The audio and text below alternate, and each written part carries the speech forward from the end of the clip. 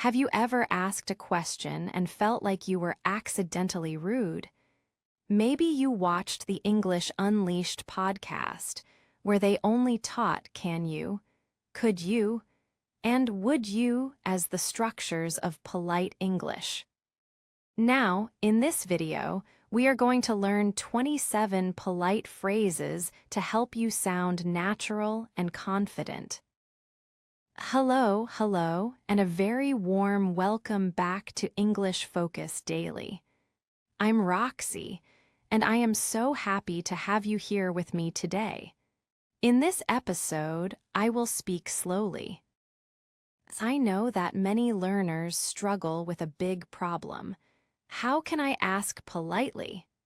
If you are too direct, you can sound rude. If you don't know how to ask politely, you may have problems communicating with people. Recently, I was watching a video by Tom from the channel English Unleashed. He made a very smart point. He said that politeness in English is not about being small or lowering yourself. He said that politeness is about softening the verb, not the message. I completely agree with him, but there is a missing piece to that puzzle. In that podcast, they talk about only 3 or 4 tools like could you or can you. But real life is not so simple.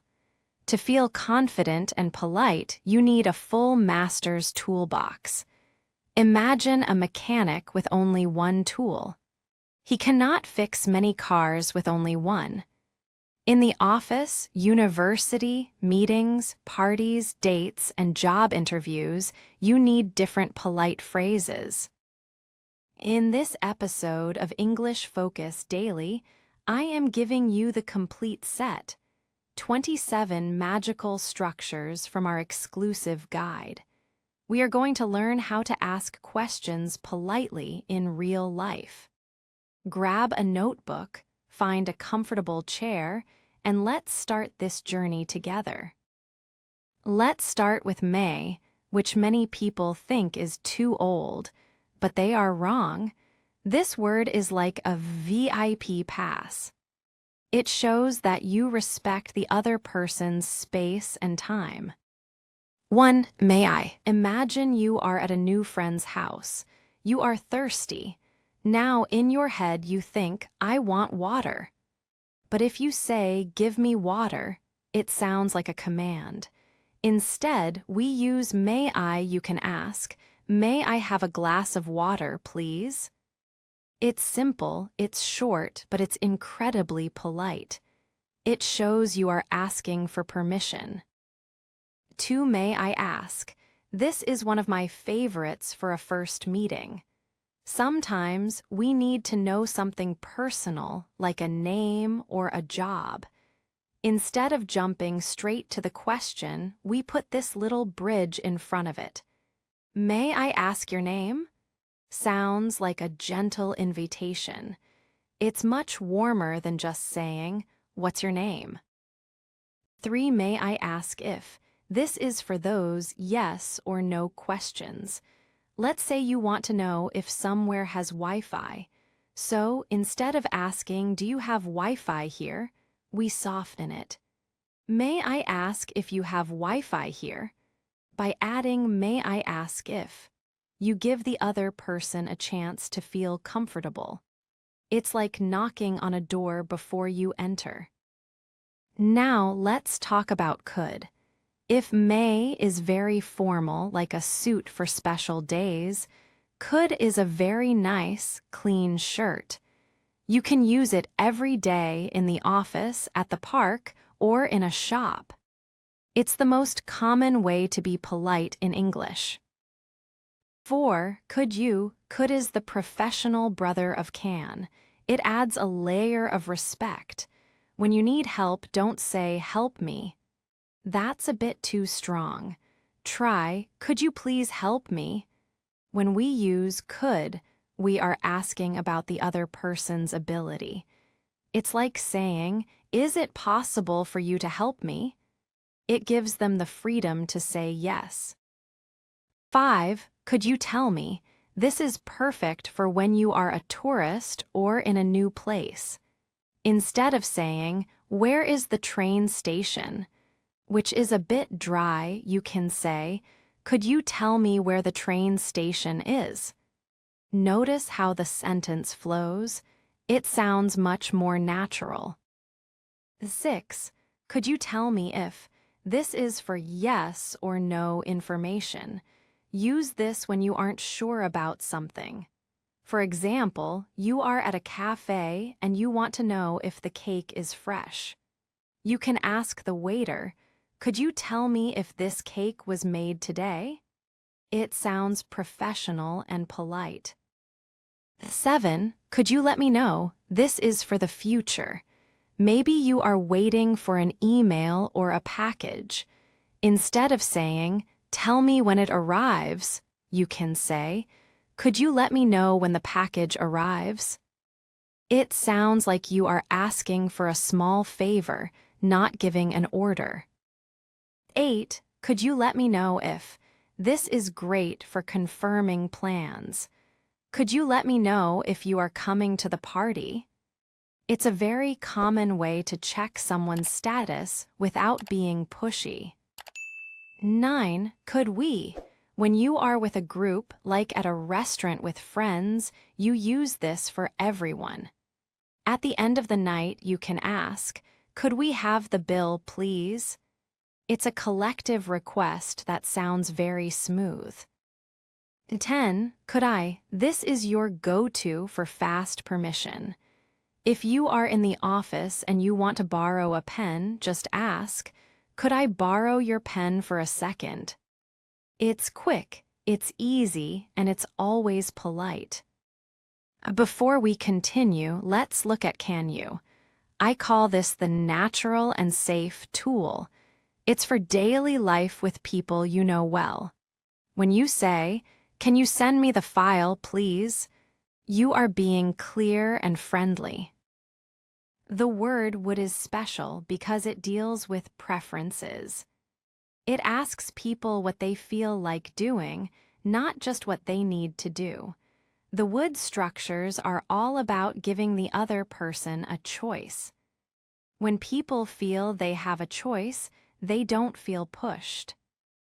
11. Would you? This is a very soft way to invite someone. Instead of saying, "Follow me," you can say, "Would you please follow me?" It makes the other person feel like a guest, not a follower. 12. Would you like? This is the king of offers. Never say, "Do you want coffee?" in a formal setting. It's too direct. Always go for, "Would you like some coffee?" It's one of the most important sentences for an A2 learner to master. 13. What would you like? Similar to the previous one, but you are giving them more freedom. What would you like for dessert? It sounds much better than what do you want to eat? 14. Would you prefer? I love this structure because it shows you are thinking about the other person's comfort. If you have tea and coffee, ask, "Would you prefer tea or coffee?" Using prefer is a very high-level way to show respect. 15. What would you prefer? When the options are open. If you are planning a trip with a friend, ask, "What would you prefer to do tomorrow?" It opens a conversation and shows you value their opinion.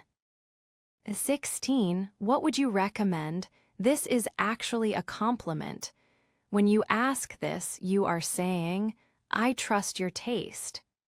In a restaurant, don't just look at the menu, ask the waiter, "What would you recommend?" People love being asked for their advice. Now we are moving into some pro-level English. These structures are all about checking if you are causing a problem. 17. Would it be all right if? This is a very gentle way to ask for permission. Would it be all right if I used your phone? It sounds like you are being very careful not to disturb them.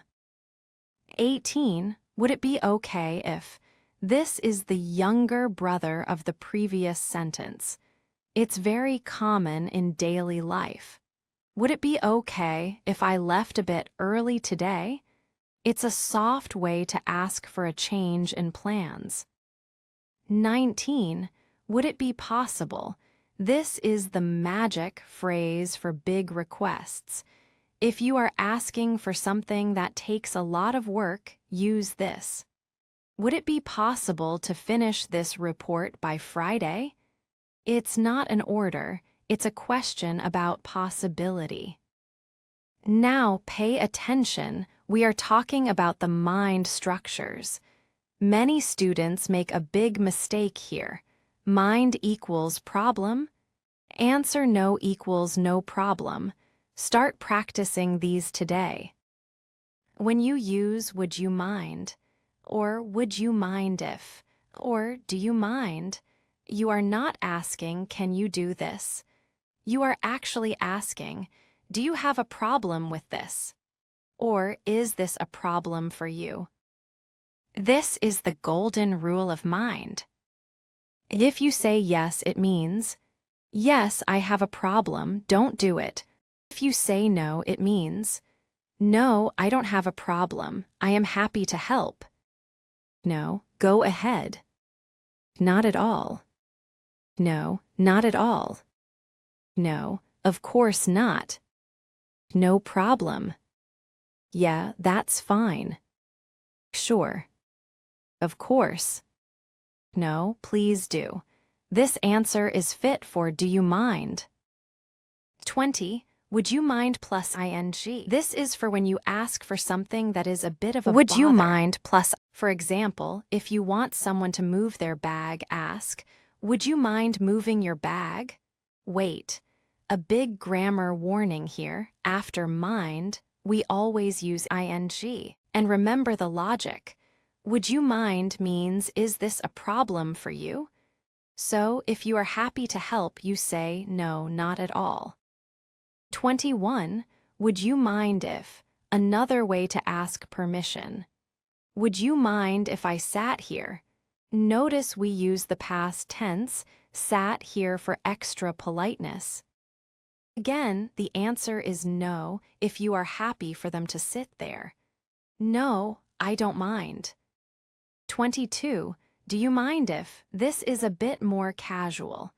If you are with colleagues or people you've met a few times, you can say, do you mind if I ask a quick question? It's fast but still very respectful.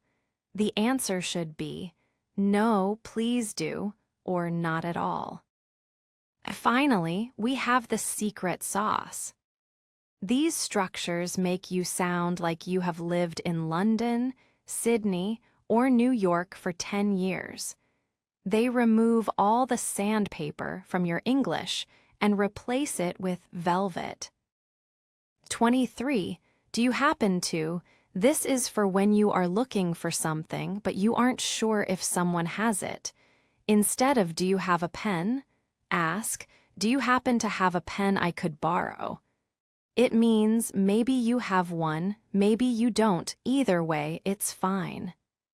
It takes away all the pressure. 24. Do you know, this is a simple bridge. Instead of what time is it? Ask, do you know what time it is? It's a very small change, but it makes a huge difference in how you sound. 25. If you don't mind me asking, this is the safety shield. Use it before a personal question. If you want to know how long someone has lived in a city, start with, if you don't mind me asking, how long have you lived here? It gives the person a choice to answer or stay quiet. 26. Do you happen to know if? This is for information that is a bit uncertain. Do you happen to know if the office is open on Saturdays? It sounds very humble. 27. I was wondering if, and finally, the champion of all polite phrases. I was wondering if you could help me with something. This phrase is so soft because it's a past continuous thought. You are talking about a thought you had in your head. It's the least aggressive way to ask for help in the entire English language. Let's do a little exercise. I will say a cold sentence, and I want you to think of a soft version using one of our 27 tools. Direct question: can I ask you a question? Do you mind if I ask you a question? Or may I ask you a question? Direct question: can you move your car? Would you mind moving your car, please? Or would it be possible for you to move your car? Direct question: who are you? May I ask who is calling? Or could you tell me a little about yourself? Don't try to memorize all 27 today. That's too much. Grammar is like a muscle, you have to train it slowly. For this week, I have a challenge for you. Choose 3 of these phrases, just 3. Maybe would you like? Could you tell me? And I was wondering if. Try to use them in your emails, in your English classes, or even talk to yourself in the mirror.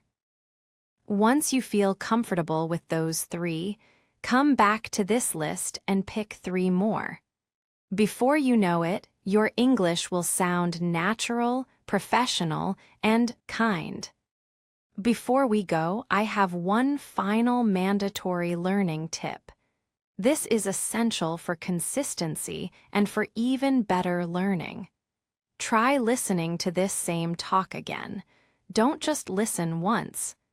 Listen to it again tomorrow. Listen to it again in 1 week and again in 1 month. That is called spaced repetition. It is the absolute best way to make new language stick in your brain forever. If you found this lesson helpful and you want more tips like this, please hit the like button and subscribe to English Focus Daily. It really helps our channel grow so we can help more students like you. And please leave a comment below. Thank you so much for watching English Focus Daily. I will see you in the next episode. Until then, keep going, stay focused, and take one step at a time. Goodbye for now.